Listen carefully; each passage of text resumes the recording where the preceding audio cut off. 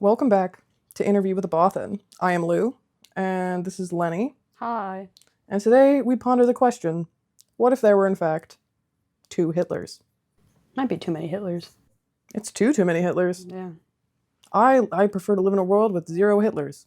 Well, by the end of this book, at least the fictional Hitlers here Are dead. They are dead.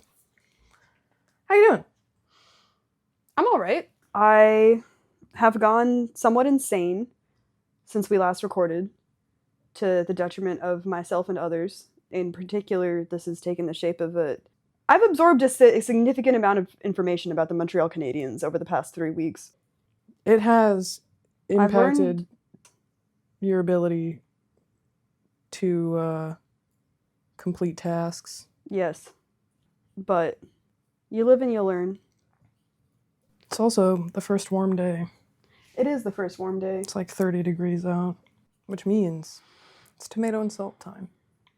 Because I'm 95.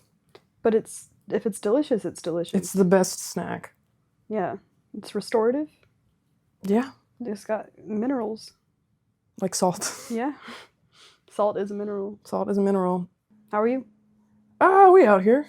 We're doing things. I got some stuff I need to do. Making progress. Watched half of the Han Solo movie and took notes on it. It took me like 4.5 hours. You were there. I sure was. I now have timestamps for things that I want to talk about, which is important because I specifically want to talk about the screen time that certain characters get in comparison to other characters, and like the way that they are placed within a scene, and how that impacts the perception of them like as a side character in Han Solo's story. Mm-hmm. Obviously, I'm not talking about Han Solo, Chewie, or Lando because they all exist outside of the confines of this film, for better or for worse. Yeah, no, I had never seen the Han Solo movie until yesterday, and I wouldn't say I've seen it yet since I've only seen the first half of it, but I didn't like what I saw. Came out in 2018. Wow. Yeah. But yeah, that's how things are mostly going. Read Isard's Revenge for the second time. No, this is my first time reading Isard's Revenge. The furthest I got in the X-Wing series was Solo Command. Yeah.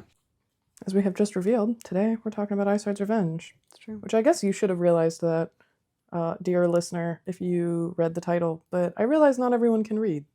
It happens. Isard's Revenge was written by Michael A. Stackpole. It was published on the 13th of April, 1999, and like everything else we've covered for the past however long, it's published by Bantam Spectra. Plot overview time. Yeah. Let's hear your glorious recitation. What the fuck happens in this book, Lenny? The cloning of Space Eichmann. Okay. I guess. Yeah, I guess it's... And then the death of both of them. Which, spoiler, I guess. I mean, we are not a spoiler-free... We are not. If you are spoiler intolerant, you should take your spoiler pills. Or not listen to this. Spoiler pills? Mm-hmm. Like Lactaid, but for spoilers? Yep. Okay. Okay, so, plot overview. Isard's Revenge is set in 9 ABY, beginning at the very tail end of the Thrawn crisis. At a party that Mirax throws for the gang after their safe return, a man that Corran remembers from, Lieutenant Corran Horn, remembers from his time imprisoned in I don't actually know his rank at this point, imprisoned in the Lusankya, shows up and promptly dies. The rogues realize that this must be a message from Isan Isard, which is weird because she's presumed dead. So... They killed her. Yeah. Famously. Yes. So this leads them to believe that she might not be dead, which is concerning. Meanwhile, Admiral Akbar has some news for Wedge. First, Akbar informs Wedge that accepting a promotion to general is no longer optional. Second, as a newly minted general, Wedge is invited into a provisional council briefing and gets to sit with the big boys, forgetting that he can do that now because for some reason this man with 2 Death Stars on his X-Wing has incredibly low self-esteem. Anyway, the mission is essentially to repeat the rogue's success at Thyfera on one of the systems still under warlord/imperial rule, the Siutric hegemony. The political cover the New Republic has for overthrowing a sovereign government, which one usually needs no matter how corrupt the government is that its current leader, Prince Admiral Krenel, murdered the previous guy in charge over there. Behind enemy lines, we learned that Prince Admiral Krenel is working with Isard, who is helping with the political dimension of Krenel's intensifying beef with the New Republic. She insists that her primary interest in offering him aid is merely to exact revenge on Rogue Squadron and get their asses for their assumption that they successfully killed her. Krenel is happy to use her insights and aid her in achieving this goal. However, he is rightfully quite suspicious of her true ambitions. The Rogues are sent alongside other squadrons to capture the Siutric hegemony world of Lenny 3. During the assault, Corrin takes a hit and is forced to ground his X-Wing. He makes the most of his time and does some exploring, which leads him to stumble upon a freshly built factory where they seem to be building a big weapon with Death Star technology. Corrin returns with this information, which is great news for the New Republic because now they have even better justification for their mission to bring democracy to the Siutric hegemony to share with the public, to be like, guys, please, this war is not costly and stupid. There are weapons of mass destruction in Siutric. Back in Siutric, Isard and Krenel are like, hey, is that your Death Star thing? Because it's not my Death Star thing, so where did this come from? Based on this conversation, if we are to believe that these two are honest with each other, there must be a third party at play who put a Death Star making facility within Siutric space. Who could it be? So obviously the Rogues are sent out to do some recon on this new quasi-Death Star where it may or may not be being built in the Corvus system within the Siutric hegemony. Meanwhile, Aayla Wasiri has learned that Mirax Tarek Horn has been working for General Kraken, head of New Republic intelligence. They team up to try to sift through information about the location of the prisoners formerly held on the Lusankya, which was Isard's torture prison, and also a Superstar Destroyer. During the course of their investigation, they come across information that leads them to believe that the Rogues' recon mission to Corvus is actually a trap. They also narrowly escape capture on their investigation, thanks to the meddling of Mirax's father, Booster. On Booster's Imstar-Deuce errant venture, they hightail it to the Corvus system, but arrive too late, finding only pieces of starfighters floating in space. They attempt search and rescue, but the prospects of finding anyone alive seem dire. Their surviving Rogues are saved by a mysterious third party, who turns out to be Isard, who put the fake Death Star there, by the way. We learn that, or Death Star factory. We learn that the Isard on Siutric is actually a clone, as the original Isard couldn't trust anybody but herself to deal with the Lusankya prisoners. Isard comes with a proposition for the Rogues, that they will be trained on her fleet of TIE defenders and offer their services as mercenaries to Krenel, so that they are well positioned to take him and Isard's clone out. The entirety of Rogue Squadron is presumed dead by both the New Republic and Krenel, and Isard intends to use this to her and the Rogue Squadron's collective advantage, or so she claims. Meanwhile, Corrin and Wedge's astromech droids, Whistler and Gate, make a daring escape from the belly of Isard's ship so that they can pass along information about both the survival of Rogue Squadron and the survival of the original Isan Isard. Undercover in Krenel's company, Wedge is indeed well placed to begin the destruction of Siutric from within. Now trained on the TIE defenders, the Rogues begin their assault on Krenel and Isard 2.0's forces, which initially goes poorly because then Isard removes her forces once her objectives are achieved, that being the death of her clone. But at least Corrin Horn successfully finds the Lusankya prisoners, but his mission there has a rough start because it's a prison break that he doesn't really plan super thoroughly. But luckily, thanks to Whistler and Gates' intel, Admiral Akbar predicted a trap and sent both air and ground reinforcements. And the ground crew, which helps Corrin get the Lusankya prisoners out, is a group of Nogri commandos, which is cool. Presumably the Nogri commandos. Yeah. Aayla, Mirax, and Booster are assigned to figure out what the hell original Isard's end goal is, and determine that she will most likely leave the assault on Siutric to make a break for the New Republic's reconstructed Lusankya, so that she will have a robust lair from which to launch her attack. So when she leaves the attack on Siutric, they head her off during this attack, and she dies at Aayla's hands trying to evade capture. With both Isards killed, the Siutric hegemony overthrown, and the Lusankya prisoners freed, the Rogues' mission is complete. They celebrate aboard the reconstructed Lusankya, which is frankly an odd choice, given that this celebration includes people who were formerly incarcerated and tortured there. And also, there were a group of Rogues that were presumed dead from the Corvus system ambush, who didn't make it onto Isard's ship, most notably Wes Jansen and Asir Sylar, and both of them are shown to be alive. Wes joins the rogues at the party, but Asir takes advantage of her presumed death to avoid breaking up with Gavin Darklighter, because another arc of this book is Borskvalia being an asshole about her dating a human. Wanting to marry a human. And adopt. Doesn't he call it like a dalliance or something? Yes. Which is incredibly racist. Yes. So, you got thoughts, feelings, or concerns about... Boy, do I. Okay, so... I realize I have spent the last God knows how long complaining about Mr. Cornhorn. And me saying this does not mean I will stop complaining about Cornhorn. But everyone seems really insensitive about the fact that he was tortured on the Lusankya. And I know we said something kind of about this at the end of Back to War, because Mirax makes that comment about how she wants to make his, like, wedding band out of the hull, like part of the hull. So she can hold him captive the same way it held him captive. Which is an insane thing to say to somebody. And I'm a Mirax girly. I'm very sad that she kind of gets snuffed in a really weird way. At least in this book. But I'm trying to think. The biggest thing is, yeah, like the party at the end. Mm-hmm. And there's just comments throughout the book where it's just like, ha ha ha, you got tortured. And the only one who does not seem to be insane about this is Tycho. And there's also the fact that, like, Corin was very explicitly tortured by Isard. Mm-hmm. So when he is in this situation, nobody's, like, stops to think about either him or Tycho and, like, how they are handling this. Dear listener, a reminder, Tycho Selchu, also tortured by Isard. Which makes sense why he's not being fucking weird about the fact that Corin was tortured by Isard. At some point they call on one of Colonel's worlds. Mm-hmm. I guess he has a propaganda machine, which everybody does. Mm-hmm. But they call them mass media delivery centers. Mm-hmm. So the entirety of the book I was just like, mass media delivery centers. And there's also a point... Give me 1 second. Gotta go to my... While I'm reading notes. Mm-hmm. I think the Duty Free is the funniest name you could have for a ship. Definitely. There does seem to be prediction markets. Commodore seems to be playing them.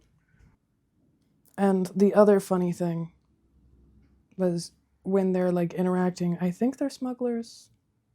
Mm-hmm. When Gate and Whistler, it's a captain and his 2 twin sons. Mm-hmm. Which I just thought was kind of funny. Do you have any thoughts, feelings, or concerns about this book? How do you feel it? How would you rate it on a scale out of either 5 stars or 10 or 100? Oh, like, I thought the levels I could give out of 100 were 5, 10, or 100.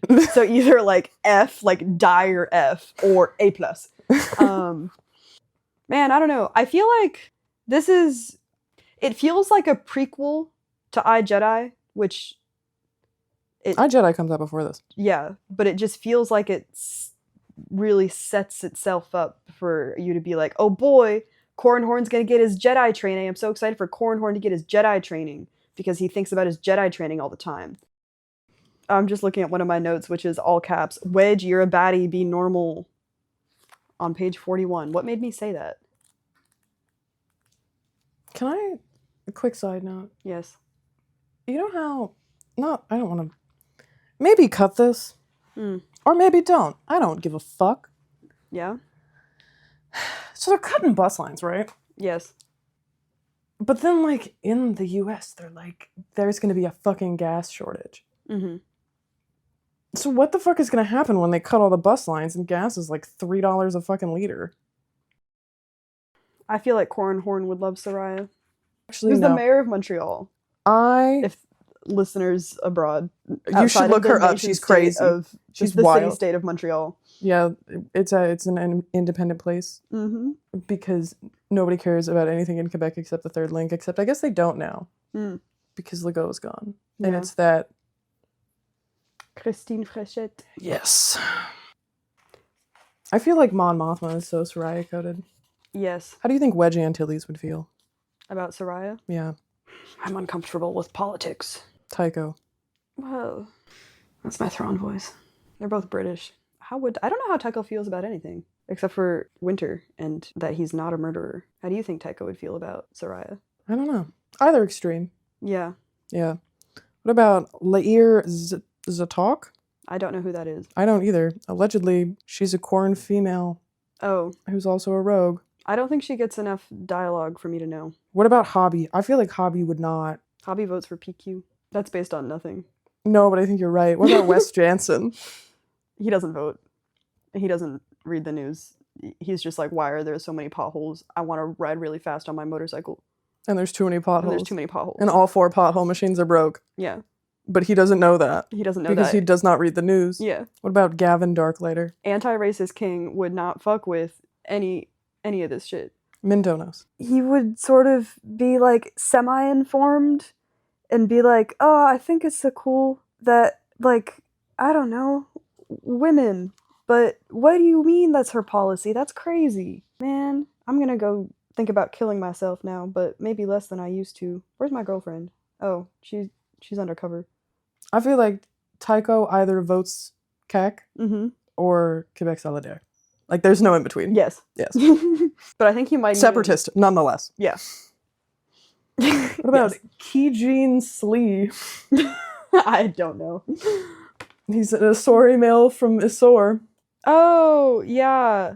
I remember he has thoughts about romantic love that he talks about with Gavin and Corin. I think he comes from a culture that seems to be very much like, you let me do my thing and I'll let you do your thing. But the way I do my thing is very different from how you do your thing. So please try and understand it. Oh, he's the one that whips his dick out, but doesn't whip his dick out? Yeah, him. Yeah. And so I don't really know Soraya's policies toward, like, religious and cultural minorities because I don't know that much about her, but I feel like they're probably bad. Other than her horrific policy decisions. That's the best way to, I don't know shit about you, other than that you're not good at your job. Okay, and we've already established that Cornhorn would be a Assam fanatic. Yep. What about Oral? Oral does not form opinions on the electoral politics of humans. What about Asir? Fucking hated it. Not a fan. What about Aneri Forge? Not a fan. Yeah, I feel like Aneri Forge is like... the biggest Soraya hater of the gang. Yeah. Like, yeah. Okay, Noir Ven. Middle ground. Because I feel like Noir Ven is definitely a liberal. Yeah, but is Soraya a liberal? no, but like, I don't mean literally the Liberal Party. No, I meant Canada. liberal in the classical sense. Yeah, okay, that's what I meant too. I don't I know. guess she kind of is. Yeah. Well, she wants state intervention, Which isn't... which isn't free market. Yeah. She wants state intervention for more Airbnb. Yes. Okay, Gate. How do we think Gate feels? I feel like as an R5 droid, he probably doesn't fuck with the amount of potholes either, because he's just on wheels. See, but you say that, but I think Whistler, I think it's kind of inverse. I think Gate is more okay with Soraya than Whistler. I think Whistler is like a droid that laments the demise of the FLQ. Yeah. And he's just like, God, I wish Corrin would shut up. Yeah. What about? I like that Whistler seems to kind of fuck with Mirax more than Corrin at this point. Yeah, it's really funny. Yeah. Admiral Akbar. If he can build a coalition with her to get something done, he would do it. But generally speaking, doesn't like how she goes about things. Colonel Cap Dendo. Not familiar with their policies. or approaches. Captain Page. Is he the commando that Corrin bonds with about how fucked up one of their runs was? Yeah, I think so. I don't know. I feel like probably he votes CAC. I feel like Aaron Kraken votes CAC. Yeah. But also does not like Soraya because she's not conservative enough. Yes. Ayala Wasiri. Ooh. I like Ayala, but she is a cop. I think she's like a Mark Carney stan. Yeah. Like those bitches on Blue Sky. Mm-hmm. Krenel. Krenel? Not conservative enough. Is on Isard. Threatened by the existence of another girl boss. Booster. But fucking hates her. Mirax. Similar. She and Corrin can't talk politics. I grew up Mm-hmm. next to some people that were like that. That like had like married but had different thoughts about Yeah. politics. I've always wondered, because I stopped talking to her before Trump was elected. Mm-hmm. I always wondered how that went. Because I think they're still married. Interesting. I think Ayala would vote Project Montréal. Actually. Yes. I think she would be like a hardcore. And Mirax would vote for that one guy, whose name I can't remember, who had the newsboy cap. I think his name was like Craig or something. From Projet Montréal? No, No. he was a different guy. It's also important to note that Montreal had a mayoral election Recently. within the past year. You know, tell me, we have Soraya Martinez Ferrada, Luc Rabouin, Gilbert Thibaudot, Because another important thing Craig to note Sauvé, Jean-François is Craig Cacou. Sauvé. Wait, this is a really great newsboy hat. Yeah. Also, I think if Booster and Mirax Tarek were Ked, and I'm saying this as someone who is not Quebecois, Mm. and immigrated, I think that Did you immigrate if you're Canadian? I immigrated at first because it didn't exist yet. True. I immigrated and then they decided that I was a citizen from birth. Don't ask any more questions. Yes, it is ruining my life. I think that Booster, like, it would be like a... So if Booster and Mirax were Keb. Or Keb. It would be one of those things where, like, Mirax would be like, yeah, my dad was part of the FLK. Yeah. Booster just gives domestic terrorist vibes. Well, now that we know who in this fictional book would vote for the Airbnb queen. My last thought, feeling, and slight concern Ever in your life? is that, Ever in your life. ever in my life? This You'll is my never- first time having a thought, feeling, or a concern. And it will be the last. You'll never have another one. Are you about to kill me? No. Talon Card is in this book. I feel good about that, but I'm concerned that he was only on 2 pages of this book because I love him. It's not Stackpole's guy. I know. There's more talent card. I know. We're getting there. I just mostly said that because I wanted to do a bit about having all 3 in one take. I also really like Whistler having a blast doing intrusion work. That was great. And he's such a little...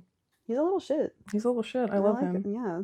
He's so much cooler than Corin. Can we just have a book about Whistler? I would read that with more pleasure than anything from Corin Horn's point of view. Get ready. You're going to be inside of the mind. I Jedi. Yeah. It's not you Jedi. It's not he Jedi. First person. It's I Jedi. It's 600 pages of first person I Corin think it would Horn be really point of funny view. if it was called Me Jedi. Misa Jedi. Misa Wayne Gretzky. Yeah. Misa parle français. Misa love hockey. That's me. Is that from something? And it was the fucking... Okay, I guess quick side note. I went to a family dinner recently, as I'm obligated to do now. Mm-hmm. And on the way back, my brother-in-law, question mark? I guess that's what he is. Yeah. Started doing, like, it was like me and my spouse and my brother-in-law in the car. And they start doing Wayne Gretzky speaking French impressions, which then devolved into what if Wayne Gretzky was Gungan? Misa Wayne Gretzky! But so then it was like a mixture of like, what if Wayne Gretzky was Gungan, but also the Gungan spoke French in the way that Wayne Gretzky speaks French. I've never heard Wayne Gretzky speak French. Oh my god, well, I'll look into it. yeah, he's a guy. Yep. Like Kid Rock.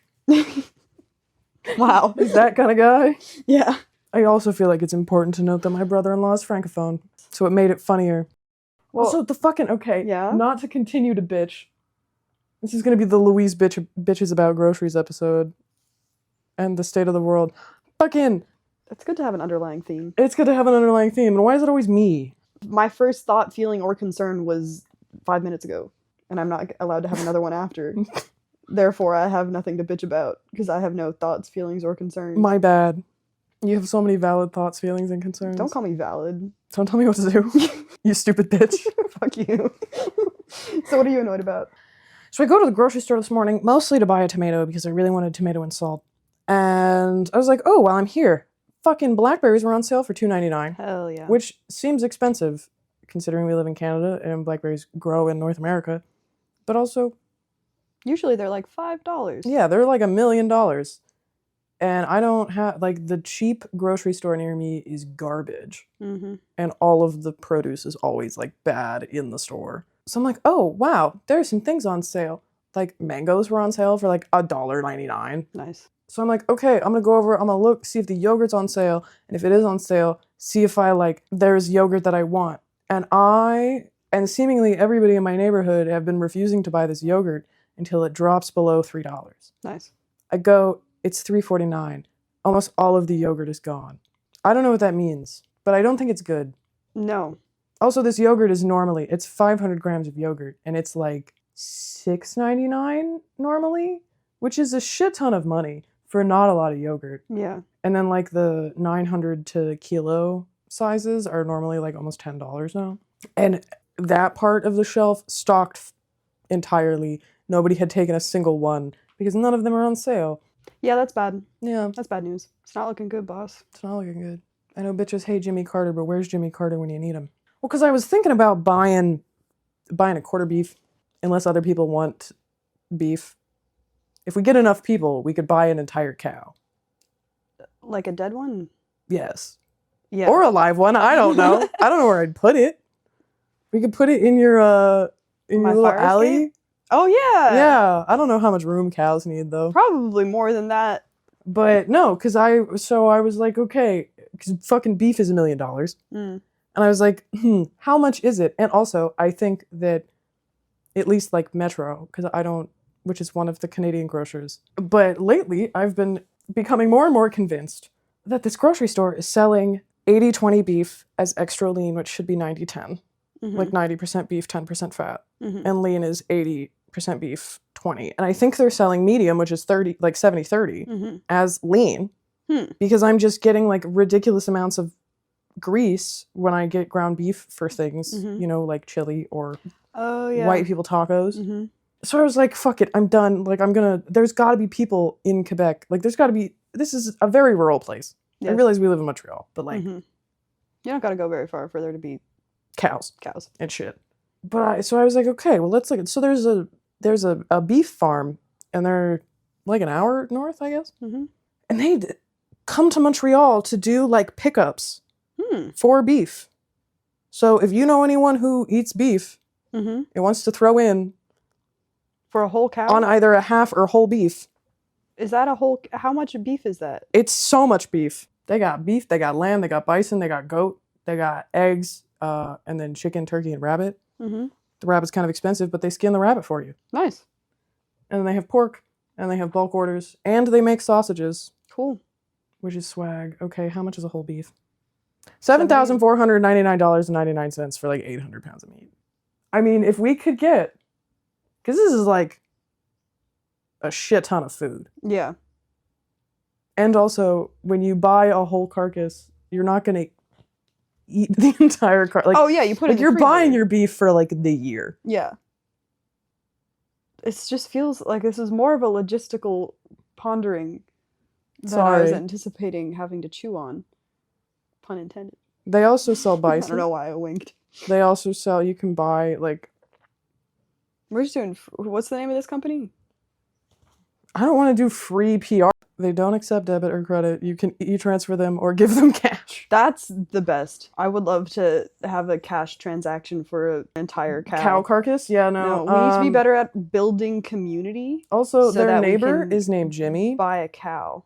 Do you want to buy a cow? Nothing. Like a live cow? Like a dairy cow? No, there was a game I played in elementary school that was called Do You Want to Buy a Duck? You go around in a circle and you turn to one person and you say, do you want to buy a duck? And they ask you, does it quack? And you say, yes, it quacks. And then it goes all the way around the circle. People go at, like, the next person next to you asks the person next to them, do you want to buy a duck? And then they ask, does it quack? And then the person turns back to you and says, does it quack? And it's just a way to make children have something to do when you have 10 minutes to kill. Yeah. So that's why I was like, do you want to buy a cow? Yes. The answer is yes. Yeah. It doesn't quack. I can't afford. Does Thomas eat beef? I don't know. We should ask. Thomas, do you want to go in on us? Do you want 20 pounds of fucking ground beef? They also make maple syrup. Did you know that Katie, who prepares your orders and does our accounting, lives only 5 minutes away from the farm and has only been to Montreal once in her life? No, I did not know that. That's great. Quebec is so crazy. I don't know if we should keep this in. I don't know either. Or maybe we should just take out the name. We'll lose all our vegan listeners. Do we have vegan listeners? I hope not. I hate vegans. Bye-bye, vegan listeners. Keeping that in. Because I was thinking about doing a smaller order because, like, if I can guarantee I'm getting 90-10 meat, like 90-10 ground beef, I will pay $11. Yeah. Because the problem is the grocery store charges fucking $23 a kilo for extra lean ground beef, and it does not seem to be actually extra lean. Extra lean. It's a lot to ponder. It's a lot to ponder. in these trying times. Yeah. One Because- thing I'm concerned about is how shitty the power grid is, and what if my freezer... Well, chest freezers stick. Well, if you freeze all the yeah. meat, True. the meat itself becomes the freezer. True. Yeah. Also, I think if the power grid goes to shit, we do live on a river that gets a lot of ice. And not that I think anyone would want to have a legitimate ice box, but you could probably physically do it. Yeah. An ice box made from ice out of the St. Lawrence River. Just don't touch. Yeah, don't put be in a just bag. stuff that isn't. Are you putting just like random things in your freezer? I put ice with cigarette butts and dead seagulls' carcasses in my freezer constantly. I mean, okay, if the power grid is shitting the bed, I think the least of your worries is the cigarette butt filled ice from the St. Lawrence. You're so right. We might become the guys that cut the ice. It's true. Yeah. Bringing back 19th century jobs. I love manual labor. I wish I had more opportunities to dig a hole. Or many small holes. Yeah. Maybe I should be a grave digger. But they have big shovel machine Yeah, for that. they use Backhoe? Yeah, No. I guess. I don't know. We kind of have gone off the rails. I think it's Yeah, a time for little a bit. break. Okay, well, I'm going to go eat some of my yogurt that I did buy for $2.99 Hell yeah. that goes bad next week. When we come back, We're find out what we'll talk about.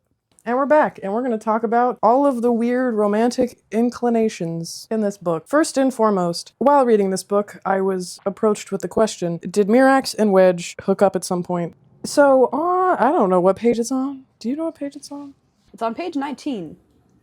Because I wrote, I hear she's inventive. Wedge, what the fuck? Yeah, so basically, it's a conversation between our boy Wajan Tilly's Cornhorn and Mirax. And Mirax is very obviously trying to get Corin to go home because they are married in that fashion. And she hasn't seen him in a hot minute. What do you do when your husband comes home from war and he's not dead? Have sex with him. Immediately. And then, But Corin's just not getting the message. yeah, he's not very, very bright. No. And Wedge, and I shit you not. Can I read this dialogue? It's really funny. Should I do voices for them? I mean, you can if you want. So do you want to just go home? So do you want to just go home? Why does Mirax have the world's deepest voice? So do you want to just go home and fall into bed? He shook his head as they threaded their way through the chaos the squadron's return had created. I got plenty of rack time on Home 1 during the trip. Not the question I asked, husband. Corin blinked. I guess I have been away too long. And here's Wedge Antilles on the scene. So yeah, then Wedge Antilles says, and I shit you not. I'm sure Mirax will think of ways for you to make up lost time, Lieutenant. I hear she's very inventive. And then Mirax Wedge? is so excited, not at the prospect of her husband and surrogate brother talking about her inclinations in the bedroom, but the fact that he exists. Yeah. And that Thrawn didn't kill him. Mirax launched herself into his arms and gave him a big hug. I knew Thrawn wouldn't get you. It just raises more questions than it answers. It sure does. Which is, fine. Also, If that's a general, oh, Wedge, your folks would have been so proud. Leaning forward, she kissed him on the cheek. Rogue Squadron's a bunch of swingers, confirmed. His face reddened slightly, then he looked up with a smile. Oh, he also brushes Mirax's black hair off her shoulders. It seems like they've had... It seems like they're currently... They're currently fucking. Just something they do on a regular basis, Yeah. actually. And on that note, Corin, dog shit husband. Yeah.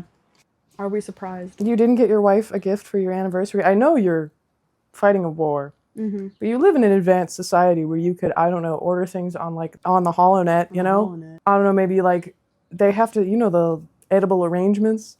Yeah. They probably have an edible arrangement equivalent. Yeah, with some Melu run. Yeah, you should be buying your wife Some things. space pineapple. She seems to make more money because she's a girl boss. But, you're not speaking to your wife at all?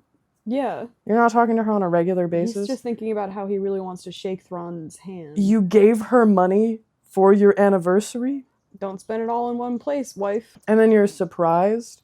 Because the whole thing is, she has this dress that she bought with the money that I guess they were going to use for their anniversary. And then he's like, I've never seen this dress before.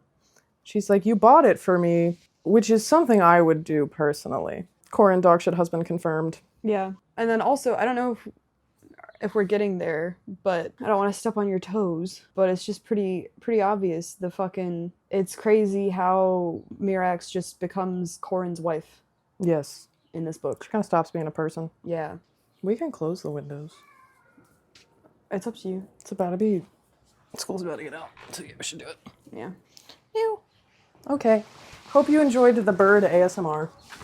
It's gonna be 1,000,000 degrees in here because we're talking. That's the problem. My breath produces immense heat.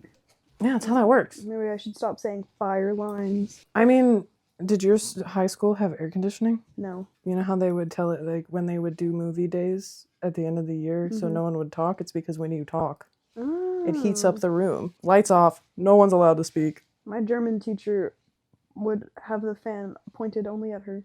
That's such a German teacher thing to do. Yeah. When I was in grade 10, I showed up to my final drunk, and then when I was done, climbed out, so we had 2 buildings. Mm-hmm.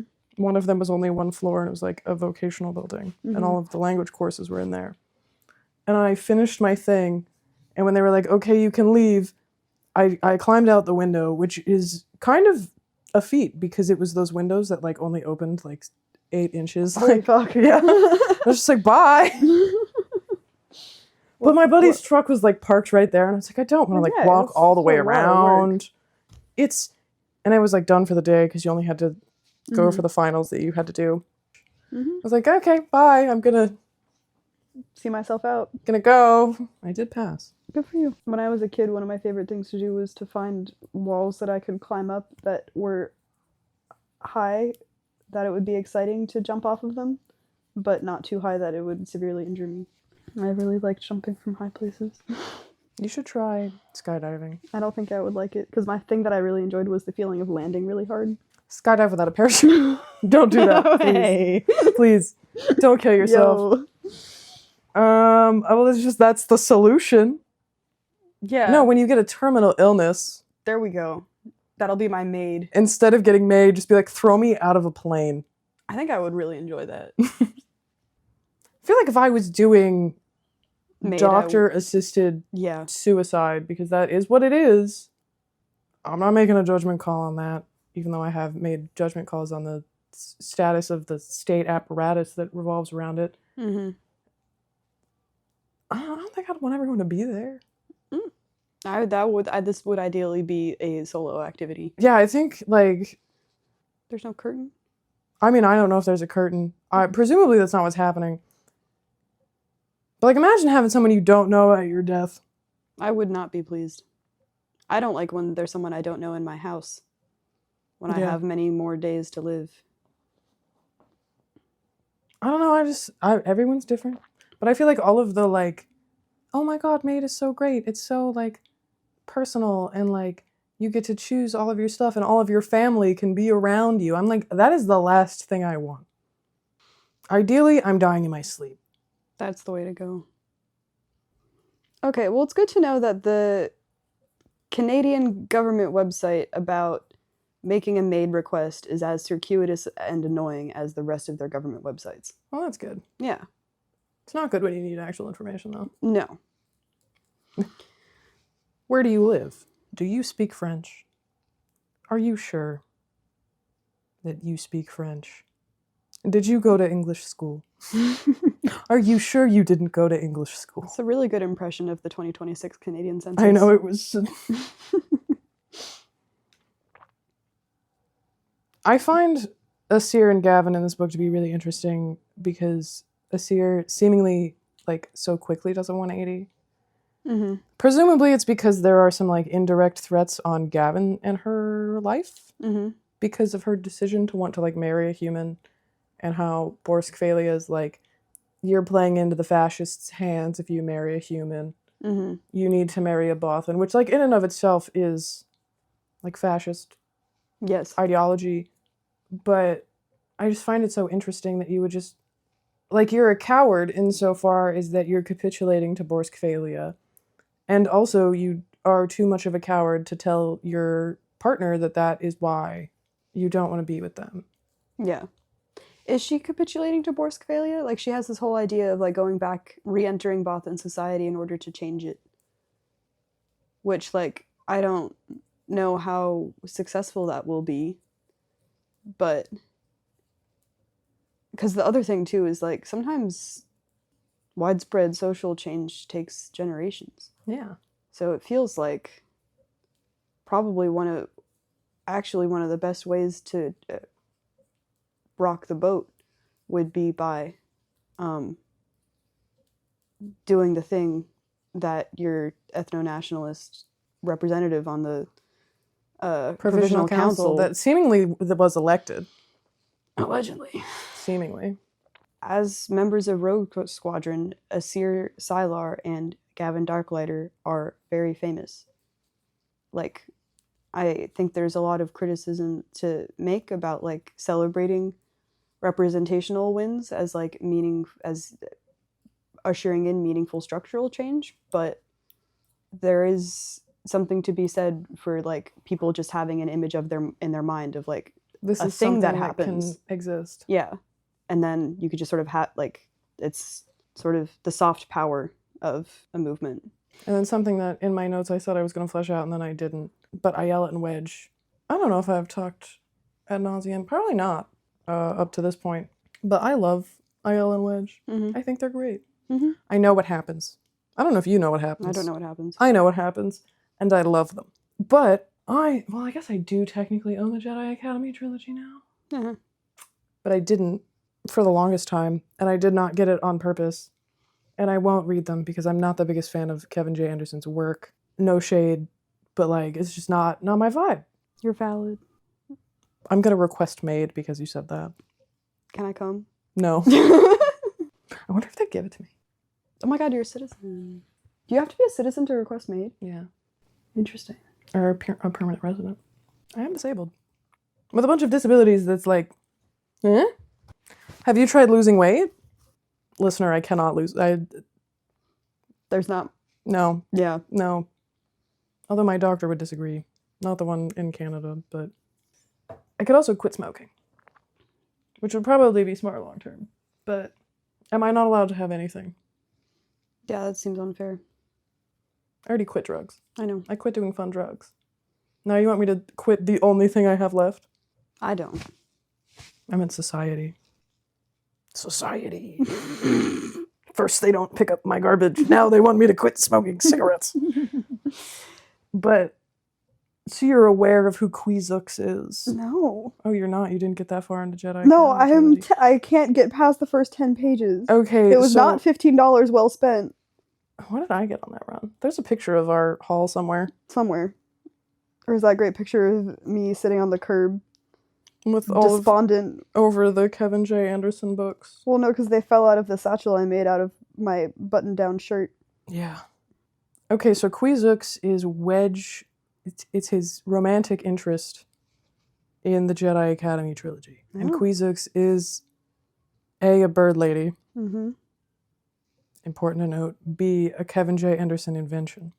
And like Dark Empire, and the way that everyone kind of is working around what happens in Dark Empire, a lot of the kind of like Zahn, Stackpole, Alston books are like, okay, how do we circumnavigate around the Jedi Academy trilogy? Yeah, basically. And like a couple like Barbara Hambly books, which I've heard are fine. Mm-hmm. Like, my understanding is that these books are fine, like capital F. Mm-hmm. But like the Ayala Wedge kind of interactions really come up at the very beginning and end of the book. And I do realize that this is being set up for future novels. But it's just very interesting because at the beginning of the book, I mean, we know from Krytos Trap that Ayala was married to a man that was 20 years her senior, which, like, I'm not here to judge. But he does end up dying by her hand, which probably fucks you up in just unimaginable ways. Mm-hmm. But we also know that Wedge was trying to get in there, trying to hang out. Mm-hmm. Trying to, I guess, stop hooking up with Mirax and her husband. Who knows how long that's been happening. With the woman that Corrin didn't hook up with, but almost did. Because, like, Corin and Ayala are Maybe that's also why surrogate Wedge siblings. has such low self-esteem. Except I guess Mirax would not be Wedge's. I don't want to call her sloppy seconds. That feels mean. But like, I don't know. Have you ever had friends where you just accidentally like share several of the same people? No. Okay, well that's a thing that happens. Happened to me and this girl that I hated when I was younger, like 3 times in a row. That's tough. Yeah. It does make you feel bad. Yeah. So maybe that's why Wedge is so self-conscious. Because he feels like every woman that he pursues is going to be snatched up by none other than Cornhorn, you know? Yeah. And if you're comparing yourself to like the weirdo cop, you're just like, why is this weirdo cop better than me? I did 2 Death Star runs. I liberated Thyfera. Maybe that would also put I liberated Coruscant. I guess Corn was there. For both of those. But I just find it very interesting how they're kind of like existing within this space of other writers, some of whom, you know, created very interesting works. That's what I'll say. To then put forth their own agenda, which I'm sure you are getting where I'm going at here, which is Wedge Ayala supremacy. Get rid of the bird lady. Will they get rid of the bird lady? Only time will tell. No, because the note I had for my original note, which is, Wedge, you're such a baddie, be normal. Because he's so nervous around Ayala. Yeah, he turns into like a little boy. He's so me. No, like she calls him General, and he goes, save the general stuff, Ayala. I'm still Wedge to you. He glanced down.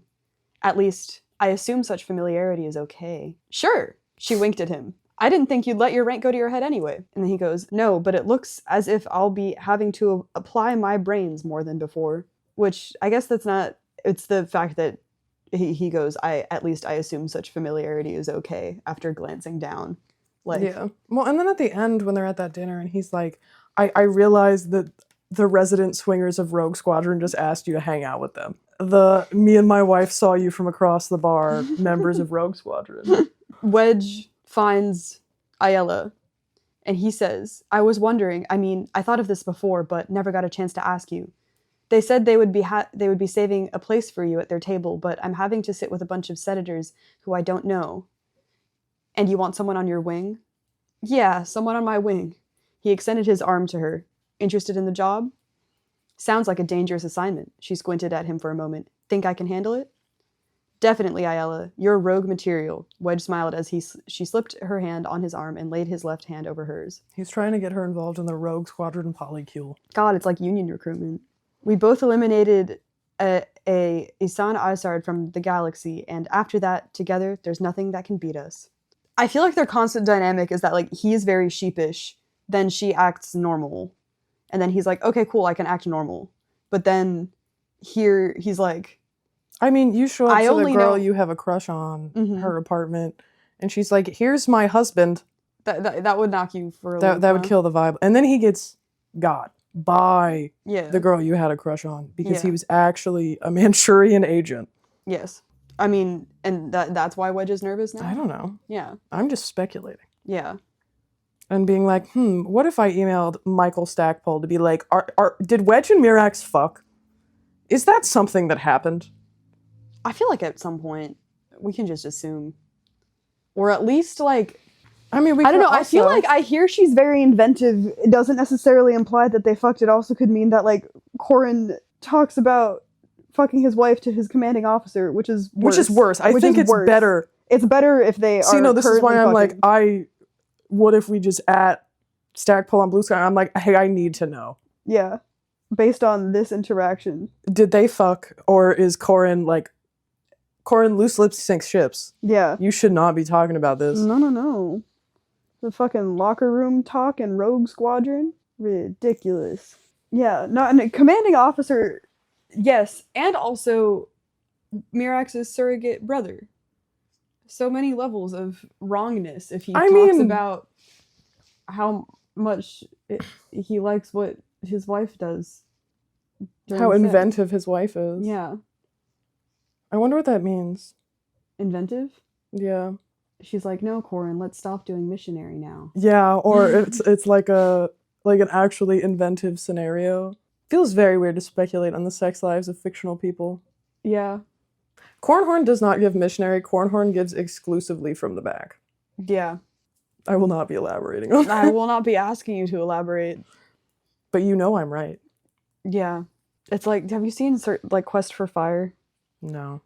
I don't know why my parents made me watch it. I think it's because like they were like, this is a classic, right? And they also completely forgot like how much like caveman sex, like literally like they're cavemen. It's a movie about the search for fire.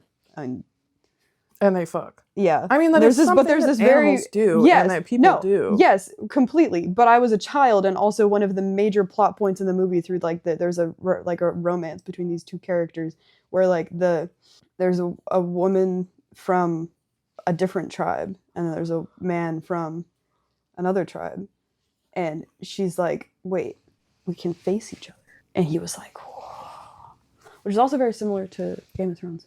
Outlander does that as well. That's such an interesting trope. Which I guess makes sense if you're like deeply, deeply, deeply Catholic. Yes. And also grew up on a farm. But also I guess his parents are dead. Like someone would talk to you about how human sex works at some point. My mom just gave me a book and then walked away. I learned about sex at school, which is funny. I'm from a place that has abstinence-only sex education. And I was in first grade. And then I went home and my mom had to, because my mother tells the story probably a lot better than I do. But there was this kid, his name was Taylor, did have a child before he graduated. I feel like that's important to know. The first day of grade 1 is I come home from school, and at this point, my mother still worked part-time. And I come home and I'm just like, Mom, what's sex? And she was like, because normally when kids ask about how babies are made, they are like, how did I get here? How did my brother exist? Why do you have a child inside of you? That's weird. Yeah. Which is weird, but I guess I didn't have any questions when I was 4. I knew theoretically that children, Grew. we didn't lay eggs. I knew that. It's a good start. But I didn't particularly care. Right. Beyond that, I guess. I was more concerned with the gender of my sibling, and it turned out the wrong one. I really wanted a sister. So yeah, I come home, and my mom is like, you just looked at me and you were like, Mom, what is sex? I heard about sex at school today. And then she had to explain to me what it was. And trying to navigate the fact that this fucking I guess I would have been 6. Navigating this 6 or 7-year-old. Just walking, what's that? Not how babies are made, not where babies come from, Just not right to the point. Right, what is that? Yeah. I was told that that's something people do. Elaborate? And it is something that people do. Yeah. Yeah. Not Wedge Antilles though. Except maybe with Mirax and Corin. And the bird lady. And the bird lady. I don't know if she exists. I don't know when the Jedi... I guess they happen at the same time as iJedi. Which is why we're doing iJedi and not the Kevin J. Anderson books. If it was a case of this is the only... I want something for this time period and this is the only thing that exists. Then we'd have to read them. What is worse? The Jedi Academy trilogy or 700 pages of first-person Corin POV? I feel like every time you tell me about this book, the page number in it increases. Because last time you said it was 600. Now it's 700. By the end of this podcast, it'll be 1,000 pages long. Whatever I told you yesterday when I was looking at the page numbers. My guess is 572. Vision of I would love it if I was right. You can look. You know where my bookshelf is. Yep. Damn, 577. You're so close. Yeah. But not perfect. Guess I'll die. Okay. Well, you can't die because you don't qualify for maid. I don't need medical assistance. No, but suicide is illegal otherwise. Is it? How are they? Yeah, that's how they... Well, if you fuck up, which you will, most people don't Yeah. Seems hard. succeed. That's how they involuntarily commit you. Well, I mean, you could theoretically involuntarily commit somebody to a short-term psychiatric facility without it being against the law, but it's the reason they can call the cops on you. And then the cops can force you. The cops can make you. They take you to the ER and they sit with you. So they detain you until... That feels like a bad way to deal with that. It's not a good idea. Yeah. No. Romance. Different than killing yourself and failing. Yes. I feel like there's a lot more to say about Isir and Gavin. I think I've had my fill of them. Yeah? Yeah. If you have thoughts, I don't have anything more I could say about them as I have talked about them for several books because I do find them interesting. I find interspecies relationships in general interesting, which is why I was so interested in Rasati and Noara. Unfortunately, that does not translate to Quizux and Wedge. It is what it is. Yeah. And Corin and that otter lady, I was really fascinated by that. I just thought it was really interesting the conversation they had about adoption. because it kind of felt like it was just a very 1990s conversation in my head. Well, I have some crazy news. I know, it came out in 1999, and that's the 1990s. The late 1900s, as some of our students would say. I've had... Electricity? Oh my God, they had phones? Nobody could send letters in the year 1933. We had not invented the postal service yet. International Post?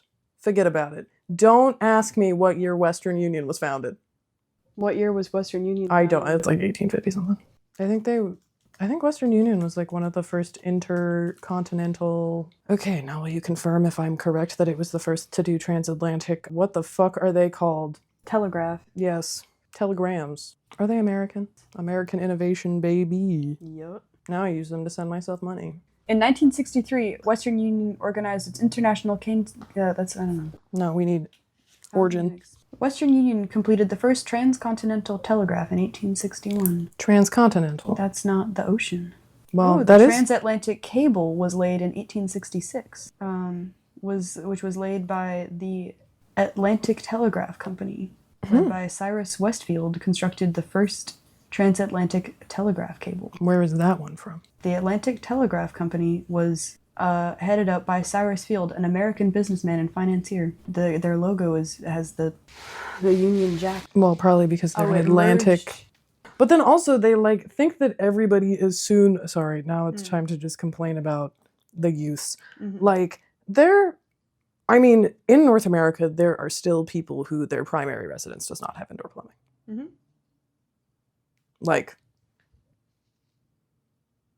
And you could argue that, septic is kind of antiquated at this point. Mm-hmm. I get some people live in the middle of fucking nowhere. Mm-hmm. I realize septic's important. I was personally not on septic as a child, but it was 3 houses down was when they stopped getting city water and started getting septic. Mm-hmm.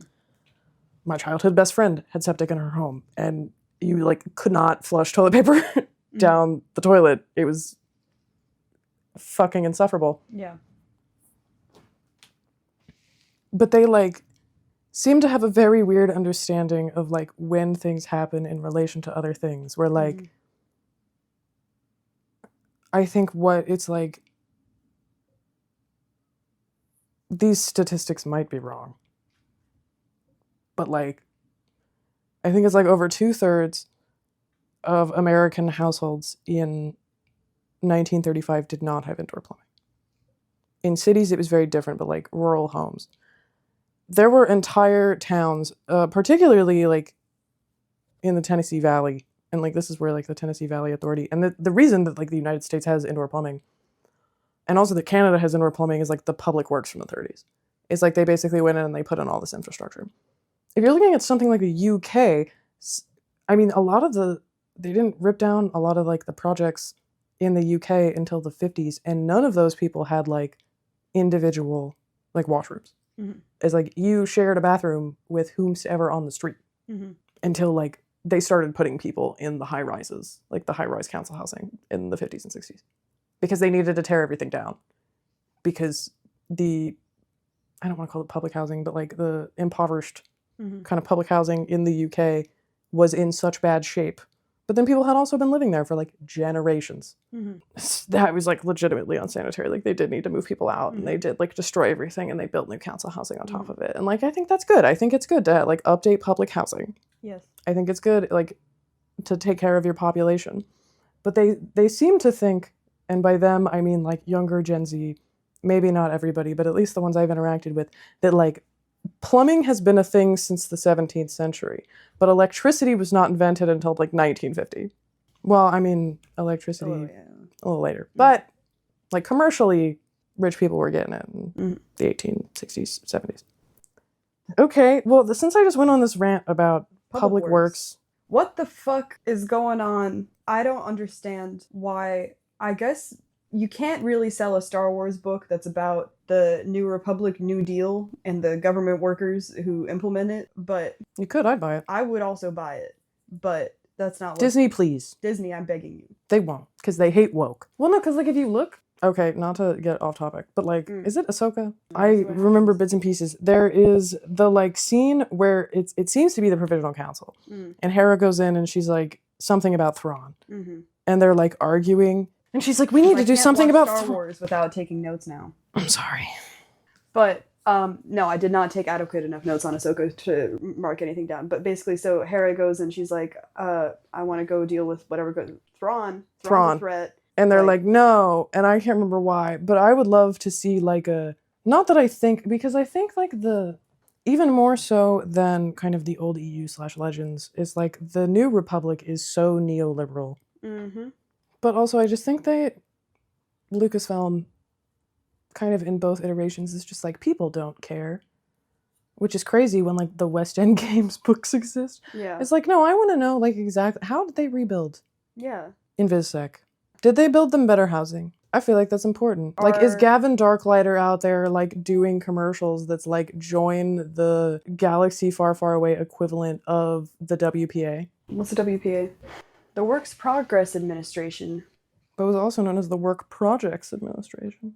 Ooh. Mm-hmm. Was an American New Deal agency that employed millions of job seekers, mostly men who were not formally educated, to carry out public works projects. Let's see what they did. They did art and music and federal theater project and a federal writers project and a historical records survey. And they did a bunch of really cool posters. They also did spend $4.47 million on removal and internment of Japanese Americans. They did also do that. Yeah, they did a lot of really fucked up shit. They also like invented libraries. Yeah. Like in their modern sense in the United States. Are there libraries in this fuck-ass society? And in the libraries they invented, there were 38,324 people, primarily women, who were employed in WPA library programs. Nice. 25,625 in library services and 12,696 in bookbinding and repair. So maybe please don't incarcerate people. Please don't do that. Because of their ethnicity.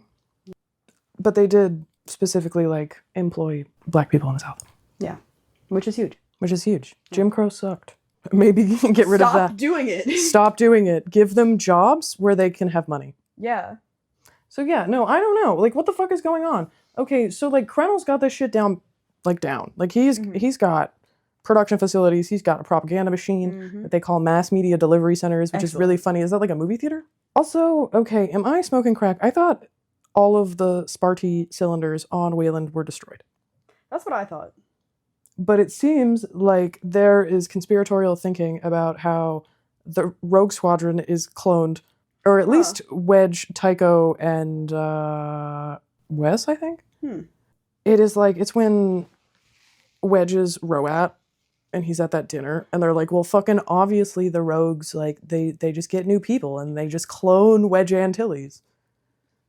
And they actually suck, which is funny because that's kind of what was actually happening with the Imperial troops, because they were cloned and being subject to battle meditation from our boy from way back when, Joris Sabiath. But also there are so many thoughts about drug use in this book that I just feel very weird about. Stop calling children glit biters. Yeah.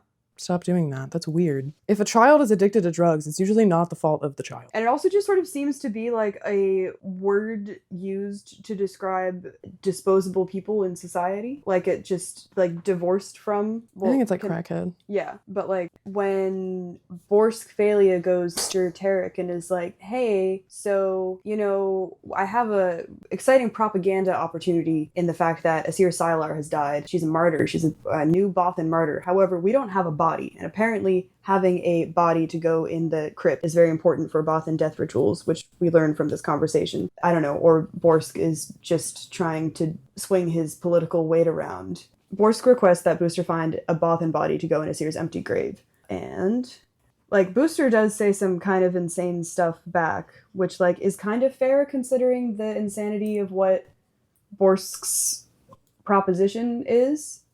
But like he throws back like, I don't know how your Bothan martyrs got their hands on Death Star plans, but I'll bet it wasn't by asking others to do their wet work for them. It's pretty evident you don't think highly of me, my species, or my ship. I won't say I can't be bought, but I can't be bought by the likes of you. He lowered his voice. How could you even dream of sealing some glit biter away in Isir's tomb? I don't know. Yeah. goes back to Borsk Phalia saying, there are bandits and others whose lives will come to no useful end. This could redeem them. And so, like, someone whose life will come to no useful end is translated in Booster's mind as Glitbiter later in the conversation. Which is, like, interesting because when you're talking about kind of the use of the word crackhead as kind of a catch-all, it's like it does come out of the crack epidemic, which was, you know, thank you, Ronald Reagan, I guess. Yeah. For forcibly pushing crack onto impoverished communities. Neoconservatism. Now everyone thinks someone that's acting a little weird in public is a crackhead. Is I think it kind of is of the same vein where, like, the people who, quote unquote, will not come to a useful end are people who do illicit drugs. I'm doing air quotes, I guess. And it does not engage with the fact that, like, okay, well, is there a drug epidemic? Sounds like it. In the New Republic. Why?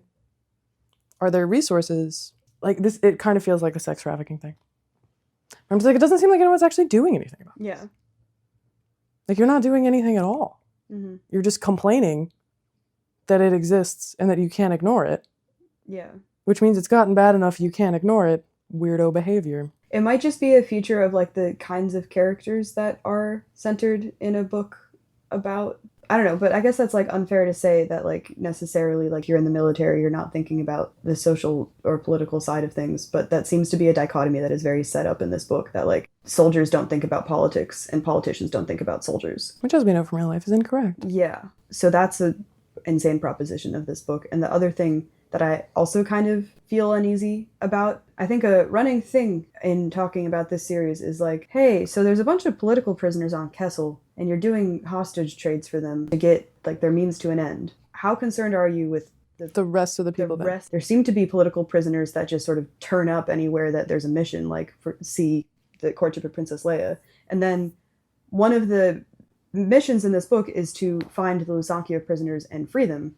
But that part really only matters because Jad Dodonna's there. Exactly. And also because this story about trying to find the Lusankya prisoners also really centers Corran Horn. Yes. Because of, like, his... Well, to be fair, he was. He was there. But, like, it's sort of set up, like, not as, like, oh, we have a new government and we want to right the wrongs of the fascist government that we are trying to rid the galaxy of. It's more like, this is a man who is the main character of this book who is extremely dedicated to, like, fulfilling his promise because he is a man who keeps his promises. Isn't he such a good guy? The story. Don't mind the 7 people he shot because they looked at him wrong. Yeah. Oh, that's another note I had. When Corran is grounded on Leonade 3, he needs to get his way through some stormtroopers that are in his way. Quote, he decided against killing them for a couple very good reasons. First and foremost, he didn't need to kill them. He knew of other New Republic soldiers who wouldn't have blinked an eye at killing helpless stormtroopers, but he'd considered doing that murder. As he'd learned in Corsac, no matter how much a criminal might deserve killing, it wasn't necessarily his place to pull the trigger. How many times were you put on paid leave, Cornhorn? How many times was Ayala put on paid leave? Unfortunately, ACAB includes Ayala Wasiri. Unfortunately, yeah. No, I wrote, propaganda alert! I am sure plenty of police murder happened in Corsac, Corran. I think maybe Corran did the police murder. I think he did too. And then he was like, oh wait. They wouldn't let me kill anyone else for like a month. I had to go home and I had to just sit on my couch. And I was just really sad. Because there's another part of this book, because it's also really interesting, Wedge's transition from... Wedge is so resistant to becoming a general. Well, I think he knows that, like, it has to shift the way he views the people that he cares about. Yeah. You know, like, he is a commanding officer, so he, like, there are... Like, we've had him... He can't keep fucking Mirax and Corran if he's a general. Fuck. He also spends a lot of time, like, worrying about whether or not his people are going to be kept alive through a mission. Like, in the rebuilding Rogue Squadron, one of the main goals was, like, making sure the pilots stay alive. That's what the first book is about, basically. And then when he becomes a general, like, he's sort of privy to these conversations about, like, politicians just sort of, like, talking about the... So, like, Wedge goes to a meeting, right? And at this meeting, Akbar is kind of saying some, like, chilling stuff about, like, the cost of the war against Thrawn and then the cost of the further war against the Seatric hegemony. Yeah. And it's sort of like... Hegemony. Krenel's shit. Krenel's system. Krenel's whatever. Whatever he's doing. Maybe building a Death Star. Maybe. Maybe not Maybe building not. a Death Star. Cold calculations about the levels of casualties that are like acceptable. Wedge has left this meeting and is now talking about the mission with his boy Tycho Selchu. The love of my life. There's not enough Tycho and winter in this book. I agree. There's like no winter winter in this book, which is fucked up. There should be more winter in every book. Yes. This is what they mean when they say Star Wars is for 12-year-old boys. What do you mean? Where is Winter? Yeah. Winter is the only character that matters. Literally. Winter more important than Princess Leia. Hot take. After they do a simulator run, Wedge and Tycho are talking, and Wedge is saying stuff about how they did a better job in the simulator than they had projected. And Wedge says, "We're capable of performing the mission within acceptable parameters for a worst-case scenario." Tycho responds, quotes Wedge back to Wedge, "Within acceptable parameters for a worst-case scenario? Feeling a bit feverish there, Wedge? Would it get this mission scrubbed?" Wedge asked. "Probably not," Tycho frowned. "What's with the phrasing?" Wedge tossed the stylus at his datapad. "Missions are being evaluated on a risk basis to determine if we go or don't go. We're only allowed casualties within acceptable limits lest folks in the New Republic think too much blood is being shed for too little gain." Tycho's jaw dropped open, and then he snapped it shut again.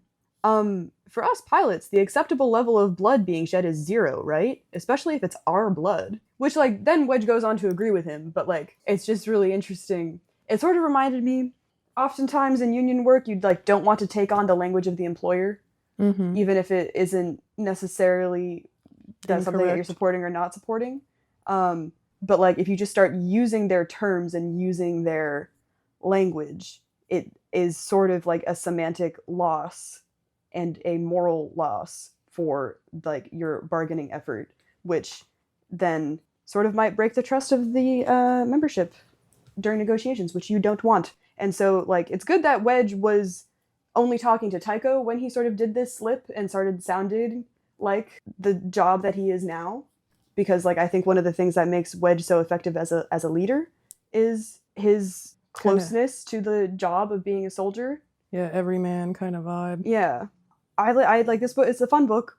And they did manage to just sort of, like, do this sort of story in a way that was interesting. But, like, man, because there's this really interesting debate where, like, Gavin is like, damn, like, I don't know if it's right what we're doing. Like, the Sidetracked hasn't even, like, posed a specific threat to us. And he's right. I know that it would make sense to like, not do that. Yeah, because then it also just sort of feels like, damn, like, you're gonna lose the propaganda war to this guy, Krenel, who is an imperial. He's a fascist. If you're losing the propaganda war to a fascist in your supposedly anti-fascist government, I feel like the fascism is calling from inside the house. Yeah, to be fair, fascists are pretty well versed in propaganda, though. Yeah, but also the fascism is calling from inside the house because, I don't know, I find it incredibly fucking weird that one of the, like, upper military dudes in the New Republic now is Saryanka, who Wedge literally bribed to defect during the Thyferan. If it works. I guess if it works, it works, but, like, that feels unstable to me. I don't know anything, though. And then another thing that sort of made me alarmed about, like, the state of the New Republic, and the viability of their military as a whole. Maybe it was a joke. I'm sometimes bad at reading jokes. But they're talking about, Corin makes a joke about if he'll get his deposit back for locker rental in the recreation area on somewhere on Sidetracked, which is, like, the main planet. And then Wedge responds, "Don't worry, Corin. If the New Republic ever comes through with our pay, I'll cover it." Have they not been getting paid? I don't know. What's going on with that? Maybe not. Like, where is Cornhorn getting the money to buy anniversary gifts? Well, send money to his wife. Send money to his wife so she can buy her own anniversary gift. I would scream. Because the other thing is, like, dude, I just don't understand what the hell is going on. Like, I want to know a lot more about the Alderaanian refugees. Yeah, what are they up to? Why are they making deals with imperial-adjacent governments in the effort to find a planet for themselves? Well, because he says that everyone blames Tarkin, and now Tarkin's dead. Which is just, like, I feel like not what happened, probably. Yeah, no. It just feels very improbable to me. Yeah. Like, I don't think most people would, like, separate the one dude who that was his one program from, like, the entire apparatus that supported that program. and then built it again. It's because they haven't had their Nuremberg trials yet. This is That's what happens. another thing. This is what happens when you don't like immediately put people on trial. Yeah. That's another thing that you're wasting time and money on, which is not like publicly outing these motherfuckers as cowards. Yeah. Because it also seems like politically, like not to, I don't know, I feel like if I'm a government that wants to like set itself up as the galactic superpower, and the government before me that I like, my entire national identity, my entire galactic identity is based on the revolution that we staged in order to create our government. Yes. Basically, because of the like central turning point of the destruction of Alderaan, I feel like one of the things that I would do is make sure that the Alderaanian refugees like are satisfied or feel safe in their diaspora. Wait, hold on. Wait, there's a way I know, because that's a problem. Is that like it's? I didn't even say anything. I know. I mean, but like if you like, it just seems like you should. I was like, I didn't even realize what I was wading into. I have some crazy news. Mm-hmm. You were describing beat for beat the United Nations partition for Palestine, also known as Resolution 181. Yeah. It's not going too well. No. What? I can tell you exactly who voted for who. India did not like it for obvious reasons. Really? God, I wish it was like a table. Cuba also didn't like it. This is such a dog shit. The fucking UN wiki pages. And it's so funny that, like, the UK abstained from that. Guys. No, because, like, it's... No, but that's what I mean, like, I know, you but, like, I'm not... Maybe they were trying... Because, okay, we're talking... This comes out in 99. Yeah. I think it's kind of funny when you're like, I don't understand why, and I'm just like, Lenny. Well, okay, no, so if we look at the new republic as the United States, right, and the Soviet Union as the hegemony, mm-hmm. and not making value judgments on either, because they're both dog shit governments, mm-hmm. both fictionally and in real life. Mm-hmm. Okay, and then we're talking about the either Star Wars equivalent to Resolution 181, or the partition for Palestine, like that actually happened in mm-hmm. 47. Both states, mm-hmm. in both scenarios, seemingly want to vote yes. Mm-hmm. For differing reasons. So, like, if you look at the kind of real-life conception of it, is you're kind of going into this Cold War, and you're not quite there yet. Like, that doesn't really super kick off until the 50s. But, like, yeah, the Soviet Union wants more influence in the Middle East. The United States also wants more influence in the Middle East. What are they going to do? Vie for power using this state that, like many other states around the same time, most famously Pakistan and India and what becomes Bangladesh, what was at the time was East Pakistan. Like, all of these things are happening. All of these kind of superpowers, with the exception of the UK, because we need to look like we're abstaining, because, God forbid, we reckon with the fact that the empire is falling apart. Oh no, we're now in this shithole of our own making, where everything is going to... It's really funny, actually. And also, it's been a year, give or take, since, like, the Pacific Theater, like, since World War II, like, truly ended. Mm-hmm. Like, both theaters done. Yeah. So it's just a very weird time. Mm-hmm. So, but then if you look at it in kind of the Star Wars context of, like, you think that they should find a planet for these people. I don't think they should find a planet for these people. I just think they should make it so that it's not, like, a political weak point where another power can be like, oh, we're gonna fix that. Well, that's the problem, is their Yeah. planet was blown up. The only Yeah, I way you know. get around that is, like, to go in a time machine, which doesn't exist in Star Wars, go back in time and prevent them from blowing up Alderaan, but then the monkey's paw curls, and suddenly they're blowing up Corellia. And then you have the Corellian diaspora, which might be more volatile. Is like, you're looking, okay, maybe they will get weird. Mm-hmm. Maybe they'll start doing terrorism. Who knows? Mm-hmm. Yeah. So what do you do? I don't know. Certainly not the partition of Palestine. This is not what I was... That is what you were describing. I know, but I didn't think about it. Okay, so back on my bullshit of hating Corn Horn. It is literally like the first or second page. It's the second page in the EPUB. Okay, so this is on Belbrini, and when Cornhorn reverts to real space, he's like, fuck, man, there's an interdictor here, I guess. Or some other kind of gravity well that I don't know Thrawn pulled out of his ass from the Ascendancy. I don't know what he's doing. And he says, in regards to Thrawn, the man's incredible. I'd like to meet him. Shake his hand. And then he smiles, and then is like, and then kill him, of course. Which... That's giving afterthought. It's giving afterthought. It's weird as fuck. 2 seconds into real space, and the depth of Thrawn's brilliance became undeniable. Like, it's just a little weird. Yeah. It's just a little off-putting. Mm-hmm. You don't gotta hand it to him. No, you don't. It's not a crime if you don't hand it to him. No. And, yeah, so I get it. Like, I know iJedi's already out at this point. Mm-hmm. I realize that this is kind of the corn horn train. At least as far as Stackpole is concerned. Mm-hmm. And, like, I get the point of, like, you need to set up that this is happening at the end of Zahn's trilogy. You need to set up the fact that this needs to lead into the corn horn book. But it's just such an incredibly weird way to open the book. Yeah. I just don't really fucking get it. And then I noted this because I did watch the entirety of the first season of Maul. Mm-hmm. Beautiful show. Is Riley Cornhorn? I would like to point out that the guy's name is Brender Lawson. That's a funny name. Oh, I remember him, because what do you mean you're a law enforcement officer and your name is Lawson? Yeah, so in my head, I was like, oh, is Lawson like an analog for Corn's father? Does that, by extension, make Riley Cornhorn. the canon Corrin? Is he gonna be Jedi? I don't know. Only one way to find out. He wants to fuck Jedi. Who does? That kid in the show. Oh. He wants Dave to date. Filoni. He wants to date Jedi, Oh. who may or may not be a Twi'lek. Isn't she definitely a Twi'lek? I was giving Dave Filoni plausible deniability. Sure, King. Like, does that make him the equivalent of Cornhorn? Except his parent, like that kid's parent, they're divorced. Mom isn't dead. Might die. Who knows? She's working on Coruscant. They're divorced. I mean, I also feel like, famously, the canon reworkings of EU characters don't necessarily follow them, like, beat for beat. So, like, it could just sort of be like a...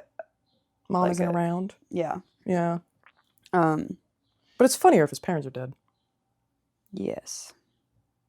Because I feel like the entirety of a Cornhorn-like characters... My dad dying is the worst thing that's ever happened to anyone ever, to the survivor of a genocide. Yeah. Like, that is...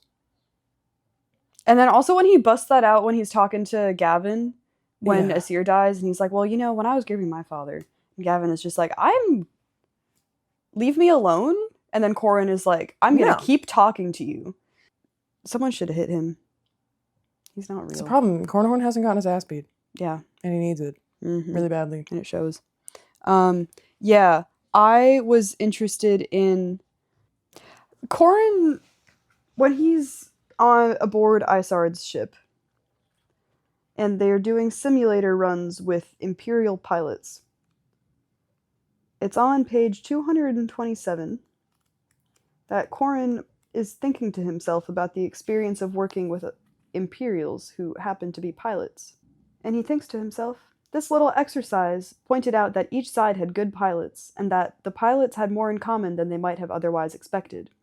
Mutual respect will bring us closer faster and let us compete as equals. That's good. Which I guess is a good mindset if, like, literally if you don't comply, you will get murdered by Hassan Isard. But I feel like he's kind of a lot more excited about working with Imperial pilots than I'm comfortable with. Yeah. Yeah. Yeah. It's weird. Because, like, you can think that about, like, hey, we're not so different, you and me. When they're not, like, Nazis. You Well, know? I mean, not to... I know. When you look at, like, I'm going to use World War I as an example. Mhm. Germany's still bad, but in a different way. Yes. It's like when you look at the, like, Christmas football games and stuff in World War I, it's like, yeah, at the end of the day, when you're a bunch of fucking 18-year-olds, You're a bunch of 18. you're a bunch of 18-year-olds, but, like, Mr. Cornhorn is, like, 27 Yeah. and has a wife. And also, like, half of your squad are fascist defectors. Like, they got the fuck out of Dodge. You got the fuck out of Dodge Yeah. because the Empire wanted you dead. Yeah. Like, it's been 9 years since Alderaan was destroyed. Yeah. And these people are still... They're still about it. Like, it's very... Yeah. It's very, It just feels like Corrin identifies more with Imperial pilots than, like, people even within his own squadron. Like, fucking Lou Jane or Aniri Forge, just because they're from Kessel, even though they are probably more rational for him to like view them as people than motherfucking people who are Imperial pilots 9 years after the destruction of Alderaan. Like, the fuck? They are so down. Well, and I guess there's kind of the added element where, I don't know if this is the same scene, but there's like the whole, well, a lot of these are guys that are like from here that were recruited from their home planets to work for Colonel and like his military specifically, which like is a different ballgame. Yeah, completely. But presumably not all of them. I also think one last thing about Thrawn. Find it very interesting that Admiral Akbar named a military maneuver after him called the Thrawn Pincer. It's a little funny. It is a bit funny. And it's like, it implies that he's a crab. He's keeping on the sea theme. Thrawn blue, like the ocean. So true. Thrawn is wine dark, like they would say in the Odyssey. Anyway, but then I had questions about the conventions of naming military maneuvers, but I really didn't know how to Google it, so I didn't get very far. But I did learn about NATO naming conventions of military exercises, and they're really funny. How? I will tell you. And then I also read about what it is, what a military exercise is, which is just pretending to do war, but not. Yeah. Yeah. You gotta practice. Yep. It's like a team sport. I want you to know that there have been about like 10 hockey analogies that I haven't said. I'm so proud of you. Yeah. This page in itself is fucking hilarious. And it almost makes me wonder if this is a real webpage, but I don't think it's fake. I think this is a real website, but I think graphic design is their passion. Here you go. Cool. Now. Or maybe it's just like a fan? Maybe. But are there fans of NATO? Like, are people making NATO fan websites? That would be concerning. But this is so funny. This is a webpage on NATO exercise naming conventions. What's in a name? According to Shakespeare, a rose by any other name would smell as sweet. But for NATO, a name says a lot. If it's a NATO exercise, quite a lot. NATO exercises follow a specified naming convention to delineate the responsible headquarters and the focus of the exercise. This convention can occasionally lead to some interesting exercise names, but there is a method to the madness. The first word in the name of a NATO exercise identifies the responsible headquarters. For example, any exercise starting with the word steadfast is run by the Supreme Headquarters Allied Powers Europe, or SHAPE. There are also set code names for a variety of ally elements, such as French, Italian, Spanish, and UK maritime forces. So the first word will be the headquarters of the thing. So for the Allied Command Transportation, their name abbreviation is Trident. I won't read all the organizations because the organizations are boring, but their name designations are funny.